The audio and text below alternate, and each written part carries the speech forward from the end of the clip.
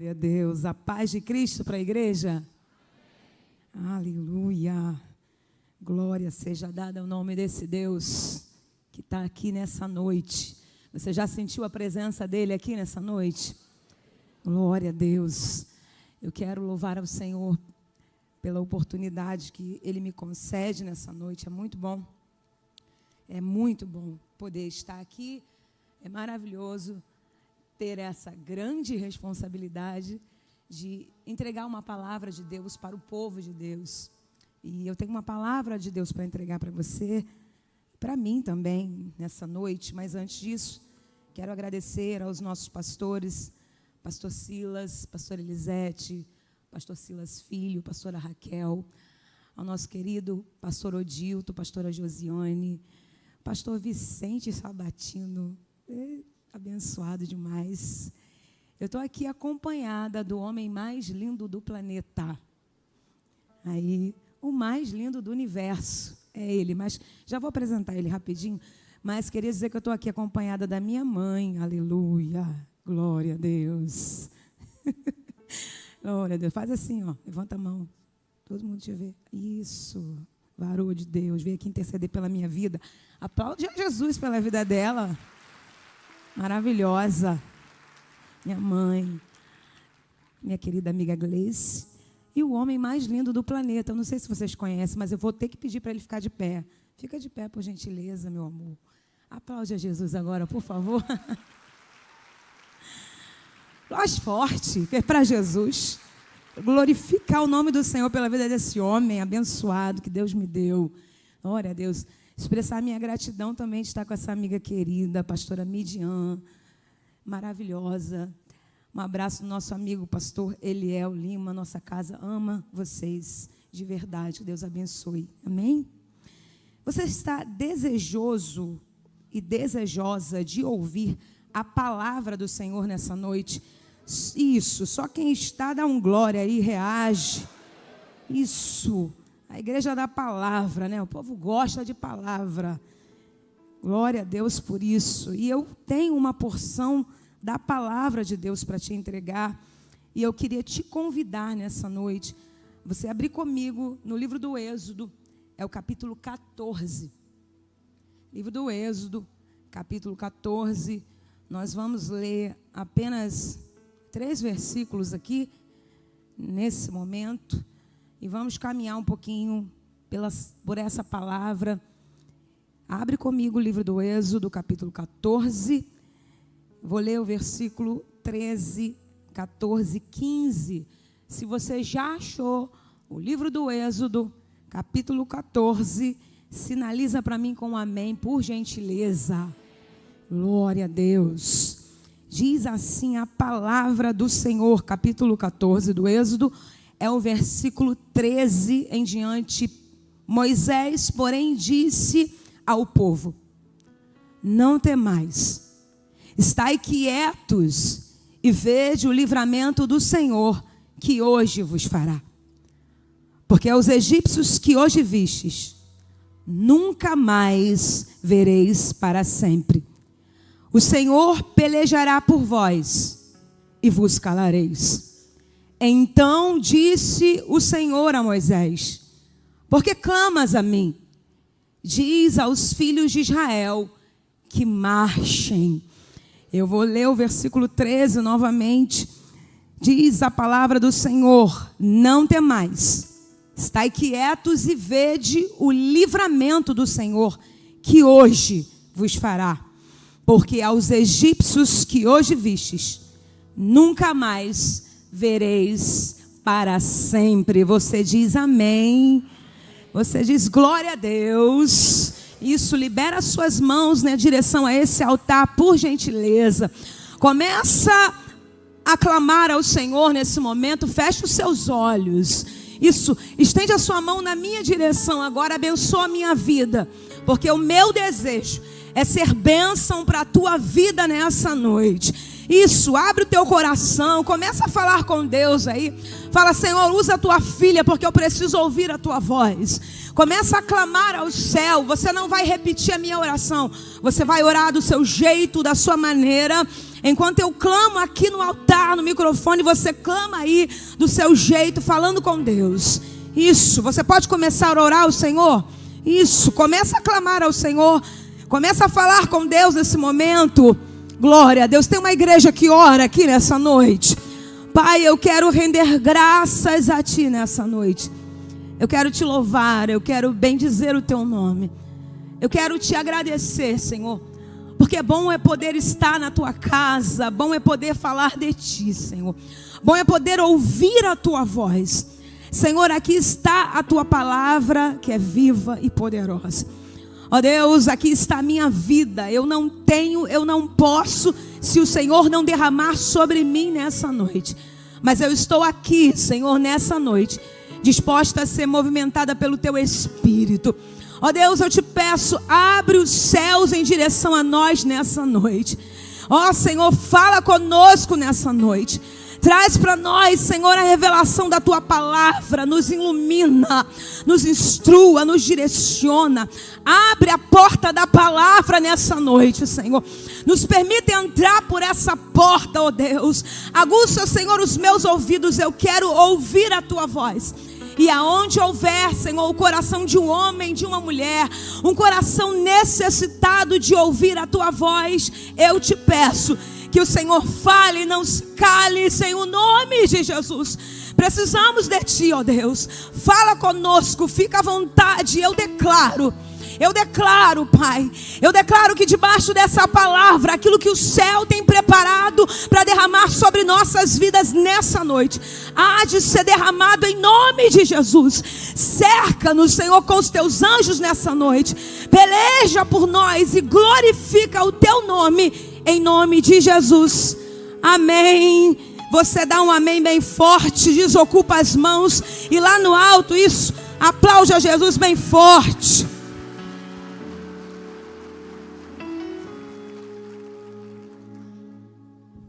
Aleluia, glória a Deus. O livro do Êxodo, um livro que particularmente eu amo, como todos os livros da Bíblia, né? Mas tem sempre um que a gente gosta de falar, enfim. O livro do Êxodo, ele trata, né, de um dos acontecimentos mais importantes da história de Israel, que é justamente a libertação do povo de Deus da terra do Egito. O livro do Êxodo vai explicar, vai falar sobre essa libertação de uma escravidão, de um povo que viveu numa escravidão por 430 anos. E o que a gente vê ao longo da história de Israel, o que a gente percebe ao longo de toda a história, é a investida e a tentativa insistente e desenfreada do inimigo em tentar destruir, em tentar acabar com o povo de Deus. No capítulo 1 do livro do Êxodo, se apresenta aqui um faraó que a Bíblia diz que não conhecera a história de José, não conhecera José. O livro do Êxodo, no capítulo 1, ele vai dizendo, explanando que os filhos de Israel, você lembra que quando José se tornou governador do Egito, por causa da fome, enfim, tantas coisas ali aconteceram, a família de José, o pai, os irmãos, foram morar no Egito. Só que aqui, toda aquela geração, José já havia falecido, todos os seus irmãos, e aquela geração havia passado. Mas os filhos de Israel, eles se frutificaram, eles se multiplicaram, eles aumentaram grandiosamente, diz o texto. De maneira que Faraó agora, esse que reina aqui, no capítulo 1 do Êxodo, ele vai observar o crescimento de Israel. Ele vai perceber o crescimento do povo de Deus. E quando percebe esse crescimento, a Bíblia diz que ele vai tentar investir contra Israel. E o propósito é afligir Israel. O propósito é colocar cargas sobre o povo de Deus. Porque no pensamento de Faraó, no pensamento do inimigo, à medida em que eu lanço carga, segundo ele, à medida que é lançada carga sobre o povo de Deus, à medida que ele aflige, ele diz: se eu afligir, se eu lançar carga, se eu perseguir esse povo para, esse povo desiste, esse povo não cresce, então esse povo enfraquece. Então é isso que vai acontecer. Faraó vai começar a lançar carga sobre esse povo. Só que no capítulo 1, versículo 12 diz que quanto mais Israel era afligido, mais eles cresciam e mais eles se multiplicavam. E perceba como isso se parece com a minha e com a tua história. Porque o plano do nosso inimigo, se nós olharmos, como eu costumo dizer, para o retrovisor da vida, se nós meditarmos em algum momento da nossa história, um passado distante ou não muito distante, eu não sei, mas se nós olharmos em alguma circunstância da vida que já vivemos no passado, nós vamos lembrar que até nós mesmos pensávamos como inimigo: agora eu acho que eu não aguento, agora eu acho que eu não suporto. E a tentativa do inimigo em direção a nós era essa: agora com esse problema, com essa circunstância, ele desiste, ele para. Só que olhando para o meu passado, olhando para o teu passado, nós vamos perceber que aquela aflição não me parou e não te parou, que aquela aflição não nos fez desistir. Pelo contrário, quanto mais fomos afligidos, quanto mais o inimigo investiu contra a minha casa, quanto mais o inimigo investiu contra a tua vida, mais fortalecido você se tornou na presença de Deus. A aflição não te parou, a aflição te fez mais forte na presença de Deus, diante do inimigo. O inimigo pensou: agora não tem jeito. Mas olha onde você está nessa noite. Olha onde eu e você estamos nessa noite, na presença de Deus. Quanto mais Israel era afligido, mais eles cresciam, mais eles se multiplicavam. Eu sei, poxa, irmã, que talvez você pense, né? Tem que ser afligido para crescer. Aí não é, a culpa não é minha, né? Nem sua, é Deus quem trabalha dessa forma. Quanto mais o inimigo tenta contra nós, mais forte, mais experiência com Deus nós temos. Então a aflição não para, Israel. Muito pelo contrário, quem vai cansar aqui, diz o texto, quem vai se fadigar é o inimigo que tenta investindo contra Israel. Ele se cansa, mas ele não desiste.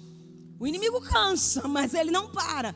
Tanto é que ainda no capítulo 1, Faraó vai partir por uma segunda tentativa, que é no momento em que ele vai falar com duas mulheres parteiras, para que elas matassem os meninos que as hebreias concebessem. Então ele ainda investe um pouco, ele ainda tenta. Só que é interessante que quando as mulheres tinham os meninos, porque a ordem do inimigo era matar os homens que nascessem, os meninos que nascessem, essas mulheres temem a Deus. E por temer a Deus, elas não vão matar aquilo que aquelas mulheres estavam gerando. E o texto diz que por causa dessa atitude, Deus vai estabelecer para essas mulheres casas, famílias. O que quer dizer que quando o inimigo veio em direção àquelas mulheres, ele estava dizendo para ela: quando essas mulheres conceberem, você mata. Entre linhas, o inimigo está dizendo: você não tem, por que você vai ajudar aquela que está tendo, aquela que está concebendo? Só que o que elas também talvez não sabiam é que enquanto elas dão suporte para aquelas mulheres, Deus vai trabalhar na vida delas. E o que isso tem a ver comigo? Não tem como desprezar esse trecho. Isso quer dizer que enquanto eu não tenho aquilo que eu preciso, eu ajudo alguém que está do meu lado. E enquanto eu estendo a mão para quem está do meu lado, Deus trabalha naquilo que eu preciso. Está no texto, capítulo 1, no versículo 15 e diante, que Deus vai entregar para essas mulheres famílias. Ou seja, o que elas não possuíam, pelo fato delas ajudarem outras pessoas, pelo fato delas ajudarem outras, elas vão ser abençoadas com com famílias, Deus entrega para elas aquilo que ela não tem. Eu não entendi, irmão, ou talvez você tenha entendido, mas não custa nada explicar melhor para você, que enquanto você faz aquilo que Deus te ordenou, que é dar a mão a alguém, que é ajudar alguém, Deus trabalha na tua casa, na vida do teu filho, do teu marido. Deus ajuda em alguma circunstância da tua história. Verdade é que não para por aí, porque os meninos nascem. Enfim, para resumo da história, a ordem agora é lançar os meninos no Nilo. E é debaixo desse contexto de perseguição, de aflição, é debaixo dessa opressão sobre Israel, que vai nascer o menino Moisés na casa de Joquebede. E é debaixo de toda essa opressão em cima do povo de Deus. É interessante porque a gente sabe que Deus, ele não está planejando, ele já planejou há muito tempo. Deus não está pensando no que ele vai resolver acerca do meu problema e do teu problema. Ele já tem a solução preparada lá na frente. Israel está sendo oprimido aqui no capítulo 1, mas já tem um libertador nascendo para que possa dar livramento para Israel. Eu não sei qual é o problema que você está atravessando, mas Deus está dizendo, a solução já está pronta há muito tempo. Está pronta há muito tempo. A Bíblia diz, passam-se os anos, você sabe, Moisés vai habitar na casa de Faraó. Só que agora no capítulo 3... Moisés já havia fugido da casa de Faraó. E agora no capítulo 3, Moisés está apacentando o rebanho do seu sogro Jetro. E agora ele está no Horebe, é ali no Horebe que ele avista uma sarça que não se consome. E diante daquela visão, Moisés vai receber uma palavra de Deus. Por que que isso acontece aqui no capítulo 3? Porque o povo de Deus, sendo afligido, o texto diz que esse povo começa a clamar a Deus. E por Deus ouvir o clamor de Israel, o Senhor agora se levanta e se apresenta para Moisés no meio da sarça e diz, Moisés, tira a sandália dos seus pés, porque a terra que tu estás é terra santa. E o Senhor vai dizer, Moisés, eu ouvi a aflição do meu povo. Eu tenho visto a opressão com que os seus opressores têm oprimido eles. E ele diz, Moisés, e eu decidi descer para livrar o meu povo. Deixa eu dizer uma coisa para você muito simples. É maravilhoso quando Deus ordena os seus anjos a nosso respeito, porque está escrito, dará ordem aos anjos ao nosso respeito. Mas maravilhoso é quando Deus decide se levantar do trono e descer no meio da nossa história, no meio da nossa opressão, para nos dar livramento. Eu tenho uma boa notícia para você nessa noite. Deus viu a tua aflição, ouviu a tua oração e está dizendo, Fabíola, fala para a minha igreja que eu decidi descer nessa noite. Ele está aqui no meio da igreja. Tem livramento. Tem livramento para a tua casa. Tem livramento para o teu filho. Tem livramento para a tua história. Tem livramento para você. Sabe aquela história, aquela frase que você já ouviu e eu também? Deus viu, ouviu e não gostou. Que bom quando Deus fala isso. Nem sempre, né? Às vezes ele diz que não gostou a nosso respeito, né? Mas nessa noite não é isso. Ele viu, ouviu e não gostou acerca da opressão que o inimigo tem lançado em direção à tua vida e em direção à tua casa. Glória a Deus. E Moisés vai se deparar com essa palavra e vai dizer, o Senhor vai dizer, olha, eu ouvi, eu decidi descer. E é você quem eu vou usar para arrancar esse povo da terra do Egito. Tem muita gente na nossa casa que talvez esteja, o Egito tipifica o mundo. E o Egito, por que não dizer que o Egito também tipifica tudo aquilo que nos oprime, que nos aflige. Mas debaixo dessa palavra eu quero declarar que aqueles que estão no Egito, na nossa casa, no meio da nossa parentela, Deus está dizendo, eu estou preparando uma libertação para você, para a tua casa, para alguém da tua família, para aquele que você está orando. Tem alguém que acredita nessa palavra nessa noite. E é você que eu vou usar. Mas que bom que o Senhor desce e Moisés pergunta: quem sou eu? Quem sou eu para que vá diante de Faraó? E é tão lindo o que Deus diz aqui, porque Moisés disse: quem sou eu? Sabe aquele momento que você pergunta, Deus diz que vai te usar acerca de alguma circunstância e você está se sentindo incapaz? E que bom. O problema é a gente se sentir autossuficiente, né? Que aí Deus não entra na história. Ele pergunta: quem sou eu? E o Senhor diz: Moisés, eu serei contigo. O que Deus está dizendo? Moisés está perguntando sobre a sua capacidade. E Deus está falando com ele sobre a sua autoridade. Então não é sobre mim, não é sobre você. É sobre quem vai com você. Não é sobre nós, não é sobre a nossa condição, mas é sobre o Deus que age através de nós. Eu serei contigo, Moisés. E aí, no resumo da conversa,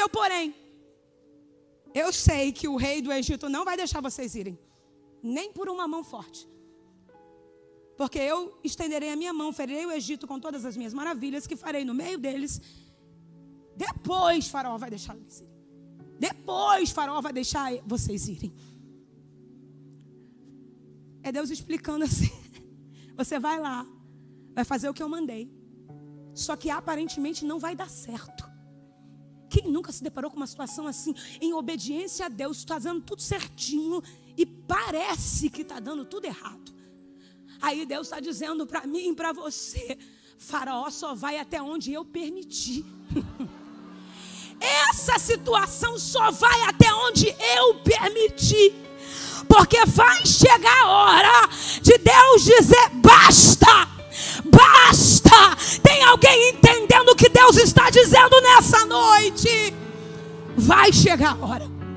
E aí, você sabe que Moisés aceita a missão. Você sabe que Moisés se coloca na posição. E aí vai começar todo o desenrolar do plano que Deus já, desde sempre, já havia planejado. Agora, depois de todas as pragas que foram lançadas, depois da praga da morte dos primogênitos, agora o Senhor permite, que Faraó permita, que libere Israel para que eles possam sair da terra do Egito. E agora começa a trajetória. E a Bíblia diz que quando o Senhor permite agora que Israel saia do Egito, da terra do Egito, o Senhor vai dizer para Moisés e dizer para o seu povo. O Senhor vai mandar com que eles façam um caminho mais longo. Deus não vai permitir que Israel vá pelo caminho dos filisteus, porque Deus diz para que eles não vejam a guerra. Para que eles não vejam a guerra e eles voltem atrás. Então Deus vai ordenar que eles façam um caminho mais longo, um caminho mais difícil. Percebe que em algumas situações às vezes parece que é mais demorado, é mais longo, a coisa parece que fica mais complicada. Só que Deus manda que eles façam o caminho mais longo. E o texto diz que eles estão saindo do Egito. Moisés vai pegar os ossos de José, porque no livro de Gênesis, capítulo 50, versículo 25, antes da sua morte, José profetizou, liberou aquilo que ele acreditava. Sabe o que José disse? Certamente. Gente, são muitos anos antes, no livro de Gênesis, capítulo 50, versículo 25, que José vai declarar para os seus irmãos e vai dizer: certamente, ele não diz talvez, ele diz: certamente Deus vos visitará. E quando Deus vos visitar, vocês vão levar os meus ossos daqui do Egito. E agora eles estão fazendo, Deus agora está começando o caminho de cumprimento cumprimento de promessa. Embora nós sabemos pelo desenrolar da história que foi um caminho longo. Mas enfim, a Bíblia diz que o Senhor vai dizer para Moisés: Moisés, acampe diante de Piraiote, entre Migdol e Baal-Zefon. O Senhor agora está ordenando para que eles acampem na direção aonde vai dar, diante do Mar Vermelho. E o que o Senhor está dizendo aqui é que o teu povo está indo Piraiote, que quer dizer beco sem saída, encurralados. Eu tenho uma palavra para algumas pessoas aqui nessa noite. Você olha para essa condição e se vê desse jeito, encurralada. Você olha para essa circunstância e se vê desse jeito, beco sem saída. Só que para viver a travessia, o milagre da travessia, você precisa obedecer a ordem de Deus. Mas se prepara que no tempo certo tem caminho sendo aberto para você nesse beco sem saída. Eles estão acampe diante de Piraiote, entre Migdol e Baal-Zefon. Eles estão indo. Agora não se esqueça que Deus coloca uma nuvem para guiar eles pelo caminho, uma coluna de fogo para iluminar eles à noite. Então eles estão indo debaixo de uma direção. E mais do que isso, eles estão tendo a visão de que Deus está com eles. Que sensação maravilhosa é saber que Deus está conosco. Deus está guiando esse povo. E a Bíblia diz que eles estão indo. Embora Deus esteja direcionando. É óbvio que numa mente normal, como qualquer ser humano, alguém pensa onde é que isso vai parar. O que vai dar essa história? Por mais que a gente acredite, por mais que a gente creia, por mais que a gente acredite na palavra liberada na nossa direção, quem nunca, diante de um beco sem saída, não perguntou: e agora? A Bíblia diz que eles estão indo. Enquanto eles estão indo, quando eles olham para trás, eles vão avistar os egípcios também se aproximando. Só que quando eles avistam os egípcios se aproximando, eles vão botar para fora aquilo que está dentro deles. E o que o Espírito Santo falou ao meu coração, algo simples, mas importante para mim e para você, é quando nós estamos diante de alguns egípcios da vida. É quando a gente está diante de alguns mares da vida, diante de algumas circunstâncias que parecem para mim e para você intransponíveis, que nós acabamos e estamos sujeitos a colocar para fora algumas coisas que ainda pertencem ao Egito. É quando a gente se depara com essa circunstância, é quando a gente se depara com os mares, com as perseguições dos egípcios, que a gente vai perceber o quanto do Egito ainda possuímos. Mas eu sei que é difícil aceitar ou acreditar nisso. Quem nunca diante de alguns mares, perseguições da vida, não passou no teu coração: mas quando eu era do mundo, mas quando eu era do Egito, eu nunca passei por isso. Pode ter subido ao teu e o meu coração algumas vezes. E o que é isso? É o quanto do Egito ainda temos. Mas glória seja dada ao nome do Senhor, que Ele está pronto para arrancar tudo aquilo que pertence ao do Egito em nós. Eles estão diante da perseguição dos egípcios. Só que agora, quando eu estava falando com Deus, falei: Senhor, quando a gente pensa que as coisas podem melhorar, a gente pensa assim: agora pior do que está não fica. Pior do que está não pode ficar. Diante de algumas circunstâncias a gente fala: Deus, não é possível. Pior do que está, essa história não pode ficar. Só que infelizmente, em algumas situações fica. Calma, eu não vim trazer má notícia, mas a verdade precisa ser dita, porque está aqui no texto. Não tem nada de muito, como eu costumo dizer, mirabolante na história. Eles estão sendo perseguidos pelos egípcios. A coluna está na frente até então. Só que agora, a Bíblia diz que o anjo do Senhor, aqui esse anjo do Senhor é o próprio Deus. É o Senhor quem estava ali na frente. Diz que o anjo do Senhor, ele se retira e se coloca atrás. Que a coluna que estava na frente, ela se retira e se coloca atrás. É por isso que eu estou dizendo, quem nunca, diante de algumas circunstâncias da vida, não perguntou, cadê Deus? Será que agora, dessa vez, eu estou sozinha? Porque a gente não está vendo o que estava até então diante dos nossos olhos. Só que, na verdade, Deus se coloca atrás, porque era um sinal de proteção. Porque Ele se coloca entre Israel e os egípcios. Ele se coloca entre Israel e os egípcios. E agora? Agora a Bíblia diz que eles se aproximam do mar. O anjo se colocou atrás. E como eu disse, é quando nós estamos diante de alguns mares da vida que nós precisamos saber como que a gente vai reagir.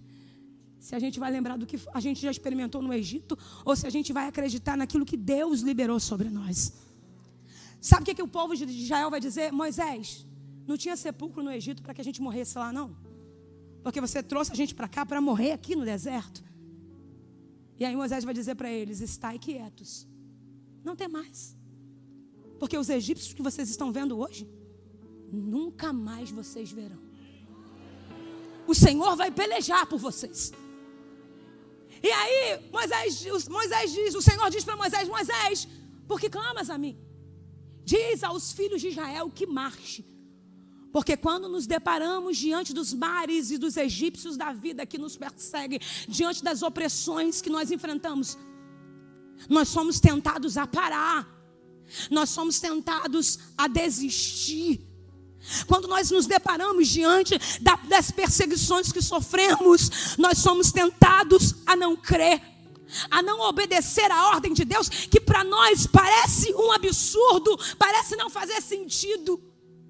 Só que, repito, é quando nós estamos diante dessas circunstâncias que parecem e para nós são impossíveis, é que Deus diz, marcha. A ordem de Deus para mim e para você diante desse problema, diante dessa circunstância é, não pare, marcha. Enquanto eu e você marchamos, enquanto eu e você oramos, enquanto eu e você profetizamos, enquanto eu e você marchamos, enquanto eu e você cremos, enquanto eu e você perseveramos, enquanto isso, Deus prepara o vento oriental para abrir o caminho para mim e para você atravessar. Tem alguém que acredita nisso nessa noite? Marcha, acredita, persevera. Enquanto isso, Deus prepara o vento oriental na direção desse mar. Oh, glória a Deus. Eu creio nisso. Eu creio nessa palavra. Glória seja dada. Se é para Jesus, pode ser mais forte. Se é para Jesus, pode ser mais forte. Porque clamas a mim, Moisés. Diz ao povo que marche. E enquanto eles marcham, o Senhor prepara o vento oriental. A Bíblia diz que agora o mar parte, muro de mar de água à direita, muro de água à esquerda. Percebe que aquilo que eles achavam que iria matar eles, que eles iriam sucumbir diante daquilo, na verdade, aquilo foi um canal de milagre e eles passaram no meio de tudo aquilo, sem sofrer nenhum dano. O que Deus está dizendo é que essa situação que você diz, eu acho que nessa história eu não vou conseguir subsistir. E Deus está dizendo, é nessa história que eu serei glorificado. E você vai atravessar como se nunca houvesse passado por isso. Israel atravessa. Só que enquanto Israel atravessa, agora a Bíblia diz que os egípcios, ousadamente, eles entram no mar. Porque eles estão achando que aquele caminho também ia servir para eles. Eles estão indo. E a Bíblia diz que agora, lógico, através de Moisés, mas foi Deus, que o Senhor agora vai fazer a água se tornarem sobre os egípcios. O Senhor vai embaraçar o exército inimigo. E a Bíblia diz que o Senhor vai tirar as rodas dos carros. O Senhor começa a tirar as rodas dos carros. Tu consegue imaginar essa cena? Eu consigo. O Senhor vai começar a tirar as rodas daqueles carros. E a Bíblia diz que enquanto isso agora o mar se torna sobre os egípcios. Obviamente, eles vão ser afogados ali. Israel atravessa seco.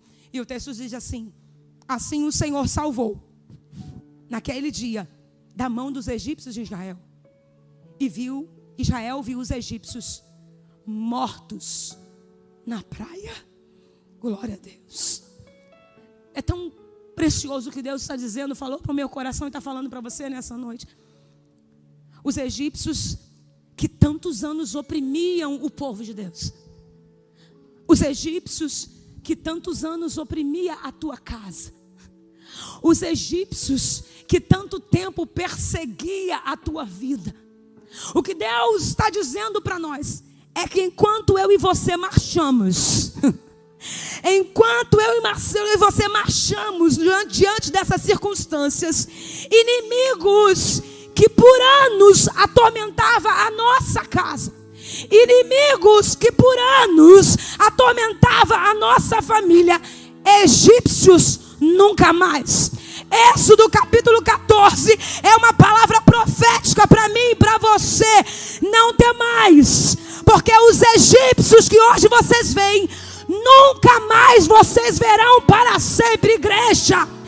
Isso que perseguia a tua casa, esse mal que perseguia a tua família, quem sabe o Senhor está dizendo para você, no meio dessa luta que te acompanha há tantos anos, uma enfermidade que talvez seguia tantos anos na tua família, Ele está dizendo: egípcios nunca mais. Um problema que atingia a tua casa, a tua família, a tua vida espiritual, o teu ministério, a tua vida sentimental, profissional, egípcios nunca mais. Tudo aquilo que te perseguia, que te oprimia, que tirava a tua paz, Deus está dizendo: nunca mais, nunca mais, nunca mais, nunca mais. Glória a Deus.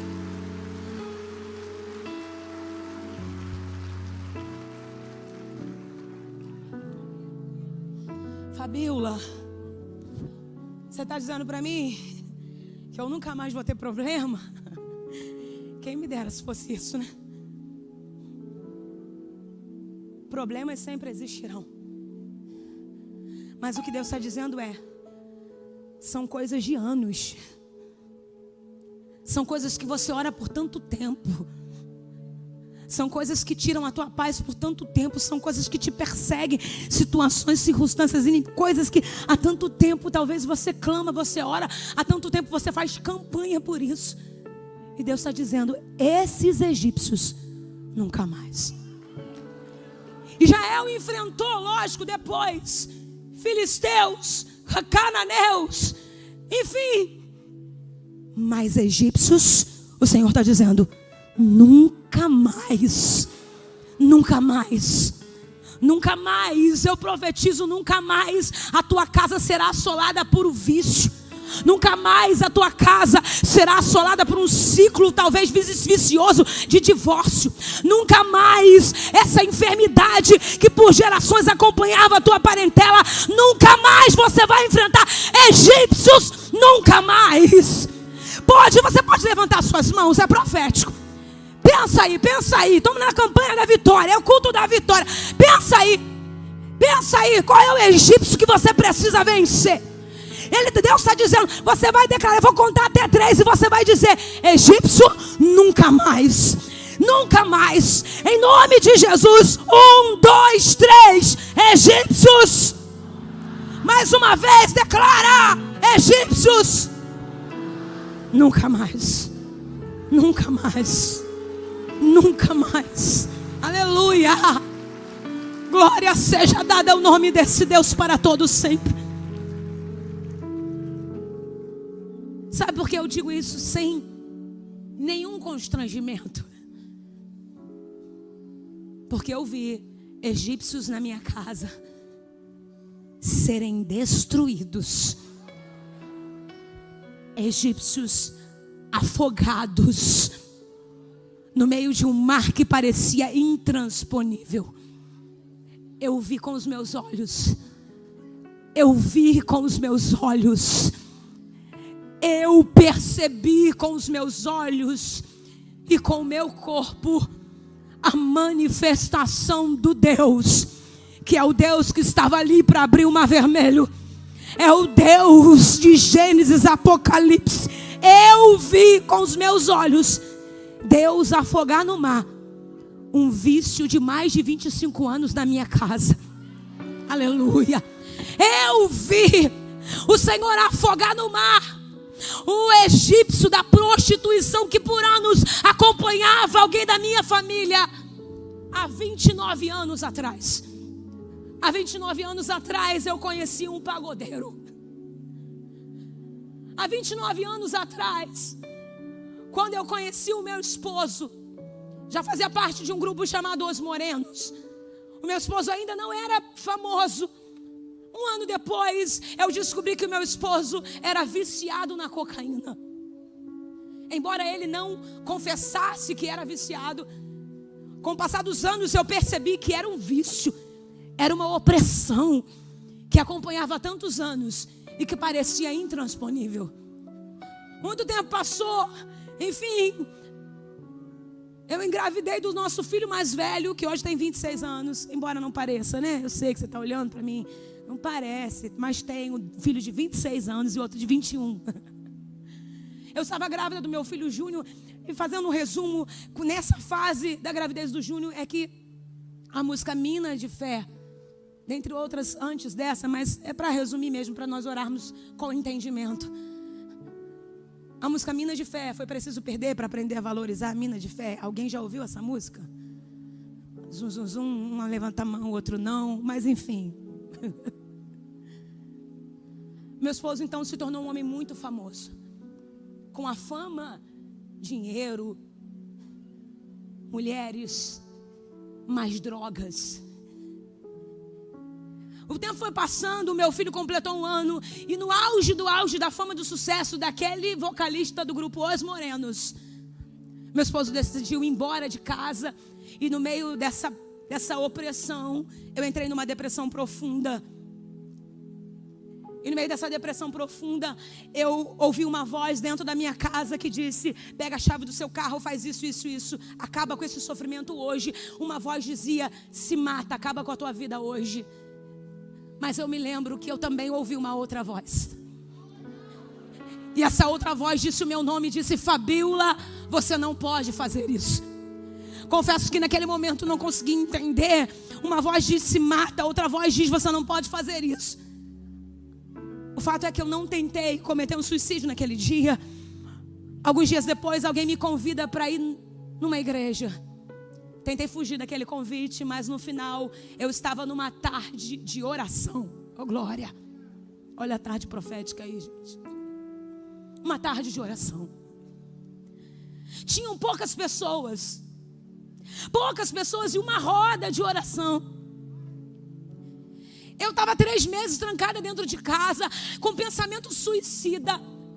E eu me lembro que diante daquela opressão, daquela angústia, quando eu saí de casa junto com a minha mãe, junto com o meu filho que tinha 1 ano e a vizinha, eu me lembro que quando eu entrei dentro da igreja, aquela roda de oração, depois de 3 meses trancada, um pastor ali começou a pregar e disse: creia no Senhor Jesus Cristo e será salvo tu e a tua casa. Eu olhei para minha mãe, olhei para minha vizinha, pensei na minha mente: como que esse homem sabe que minha casa está destruída? Ele está pregando ali, dizendo para crer em Jesus Cristo que será salvo eu e a minha casa. Ele continuou pregando e ele dizia para aquelas poucas pessoas: o choro pode durar 1 noite, mas a alegria vem pela manhã. Eu estava meses vendo a noite chegar, o dia clarear, e na minha mente, mais uma vez, olhei para minha mãe, para minha vizinha, pensei: uma das duas contou para esse homem. Uma das duas disse para ele que eu estou há meses em depressão, vendo a noite chegar, chorando, vendo o dia clarear, porque ele está ali pregando e dizendo que o choro pode durar 1 noite, mas a alegria vem pela manhã. Mas no final daquele culto, levantei minhas mãos, entreguei a minha vida para Jesus, aceitei a Jesus como meu Salvador aos 19 anos de idade. Me lembro que naquele dia entreguei a minha vida para Jesus e disse: Jesus, eu creio que tu és o Filho de Deus, e eu creio que será salvo eu e a minha casa. Se tu creres, verás a glória de Deus. Eu nunca vi alguém crer em Jesus, depositar a confiança nele e não ver a manifestação dele. Há um aqui nessa noite, igreja, que é maior do que Moisés, e ele visitou a minha casa, ele visitou o meu mar vermelho e vai visitar o teu também nessa noite. Comecei a fazer campanha. Aplaude Jesus.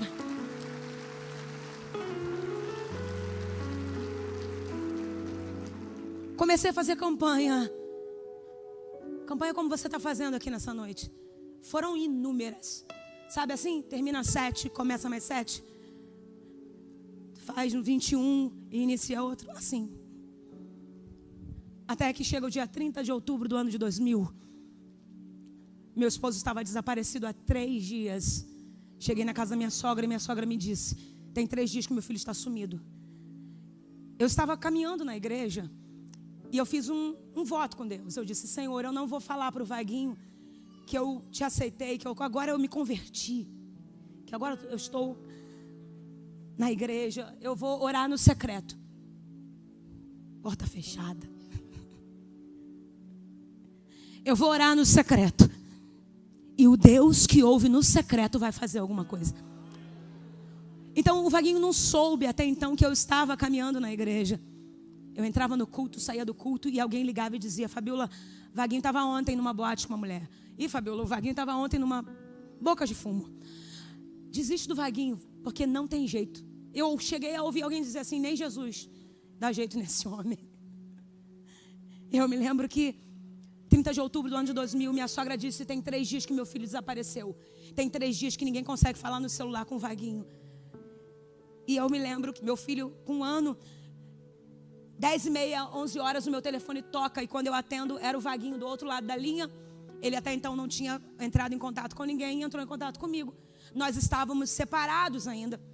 E quando eu atendi o telefone, ele disse: Fabiola, estou no motel tal, no Meyer, e eu preciso que você venha ao meu encontro. Pela voz dele no telefone, eu percebi: ele está drogado. E ele está muito drogado. Falei com a minha sogra, enfim, ela disse: vai lá, minha filha. Até hoje, me perdoe se tem alguém de lá, mas eu não é nada pessoal, eu só não sei ir para o Meyer. Até o dia de hoje, há 24 anos atrás, piorou. E eu me lembro que eu entrei no carro, eu falei: Senhor, eu não sei ir para esse lugar. E eu não sei aonde fica esse motel que ele me disse. Mas o Senhor pode me levar. As poucas lembranças que eu tenho é eu entrando dentro do carro, pegando a linha amarela. E depois a lembrança que eu tenho é eu parada na porta daquele motel, tentando e discutindo com o moço que eu tinha que entrar, que eu tinha que ir. E o moço tentando me impedir de entrar. E por fim eu entrei, cheguei naquele quarto. Tinha um homem no auge da fama, no auge do sucesso, com a língua enrolada, com a boca torta, respiração acelerada, olho arregalado, dente preso, à beira de uma overdose. E eu me lembro que eu olhei para aquilo, beco sem saída. Eu me lembro que eu olhei para aquela circunstância e mais uma vez eu ouvi uma voz que disse: está vendo? Fez campanha, orou, jejuou e ele está morrendo de overdose. E eu me lembro que ao mesmo tempo que eu ouvi aquela voz, que aquela voz me mostrava o meu esposo ali na minha frente, com a língua enrolada, com a boca torta, respiração acelerada, olho arregalado, dente preso. Eu olhava para ele, era um homem que ia morrer a qualquer momento de overdose, mas eu ouvi uma outra voz mais uma vez. Isso é muito real.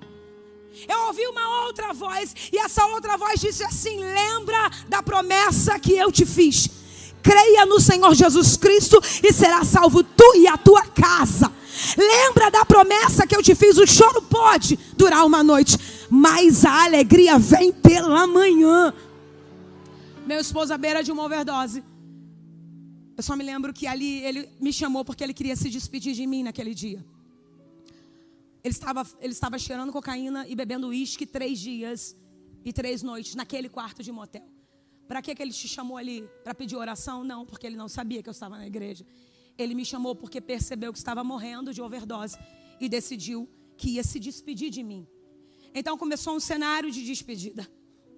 Enquanto, de repente, ele começou a falar: Fabiola, eu estava orando baixinho, escondido dele, falando com Deus baixinho. de costas para ele, sentada na cama, e de repente ele falou: Fabíola. Eu falei: o que foi? E ele disse: eu quero te pedir perdão. Me perdoa por isso, por isso, por isso. Mas ali estava acontecendo uma despedida, aparente despedida. Língua enrolada, boca torta, respiração acelerada, olho arregalado, dente preso. E ele tentava dizer: me perdoa.